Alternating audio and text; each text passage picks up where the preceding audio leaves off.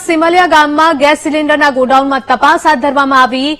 ભારત ગેસના ડિસ્ટ્રીબ્યુટરના ગોડાઉન ઉપર જિલ્લા પુરવઠા અધિકારી દ્વારા આ તપાસ હાથ ધરવામાં આવી હતી।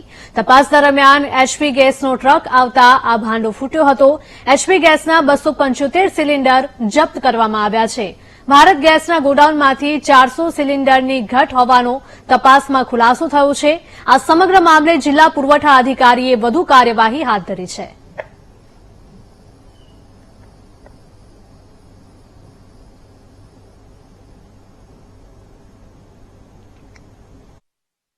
हमारी जिला पुरवठानी टीम द्वारा कोकंबा तालुकाना सिमलिया गामे आवेल श्री राजखुशी भारत गैस एजेंसी पर आकस्मिक तपासणी करवामां आवेली हती।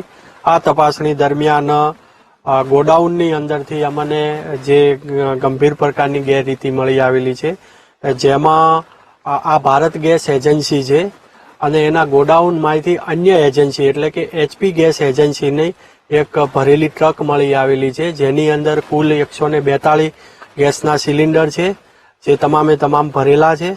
आ गैररीते અત્રે અનઅધિકૃત રીતે સંગ્રહ કરીને ગેરકાયદેસરનું વેચાણ કરતા શંકાના આધારે અમોએ આ ગાડીને જપ્ત કરી મુદ્દામાલ સાથે કુલ 10,21,382 નો મુદ્દામાલ જપ્ત કરીને આગળની કાયદેસરની કાર્યવાહી કરેલ છે।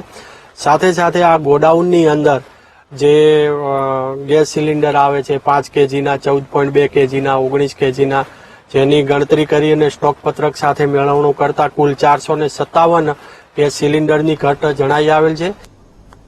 સંવાદદાતા વિવેક જોડાયા છે વધુ વિગતો સાથે। વિવેક, જણાવશો કે ગેસ સિલિન્ડરના ગોડાઉનમાં તપાસ હાથ ધરવામાં આવી હતી, શું કોઈ આના લઈને બાતમી મળી હતી કે કેમ? जी ચોક્કસથી વાત કરીએ તો જે ઘોઘંબા તાલુકાના સિમલિયા ગામમાં આવેલી ભારત ગેસ કંપનીના ડિસ્ટ્રીબ્યુટર છે તેમાં ત્યાં અચાનક જે જિલ્લા પુરવઠા અધિકારીએ ચકાસણી કરી હતી તેમાં 400 જેટલા ખાલી બોટલો ઘટમાં મળી આવ્યા હતા અને જે એચપી ગેસની કંપની છે એમાં 275 ઉપરાંત બોટલો મળી આવે છે, જેમાં અન્ય કંપનીના જે એચપી ગેસ રાખીને કૌભાંડ કરતા હોવાનું આચર્યું હતું એવું પણ સામે આવ્યું છે।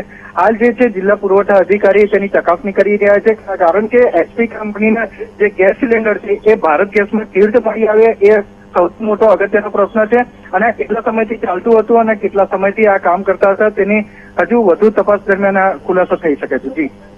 જી બિલકુલ વિવેક, તમામ માહિતી બદલ આભાર।